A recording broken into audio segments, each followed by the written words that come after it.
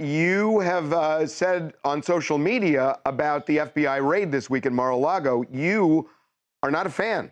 Well, I expressed what I think a lot of Americans are thinking, which is if you're going to do this, you better have the goods. You know, you better come back with something really, really strong, because otherwise it just looks like you raided a former president's house for reasons that right now, you know, a lot of us are still trying to get answers on. There are a lot of things that are still coming out, but my tweet was about the fact that, look, this is probably going to strengthen Trump's hand, certainly within the Republican Party, and it's going to make some folks who were ready, frankly, to start looking for alternatives head back to Trump. The last time you were on, a few months ago, we talked to you about the Forward Party, your party that you're starting. So I'm wondering, I want to take your temperature on what you think the prospects of your party would be for 2024. Well, what we want to do is create meaningful choice for more Americans. The fact is, right now, 62% of Americans want there to be a third party.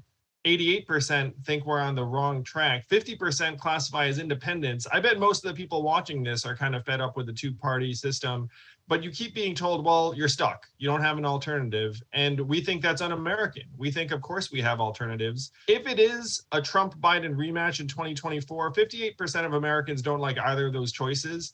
And I want everyone to reflect on how ridiculous that would be. If you get presented with two guys, combined age 159, a majority of us don't want either of them, and yet that's what the two-party system might offer us. If that's the case, then I think a lot of Americans are going to look around and say, okay, what are my other choices? You mentioned that there will be other candidates if it's Trump, Biden.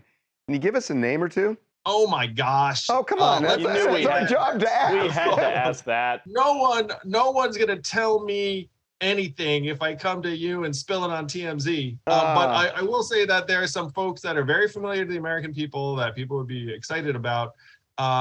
So, you know, they see what we see, which is that if you have a Trump-Biden rematch, I mean, those guys haven't gotten better in the last 4 years.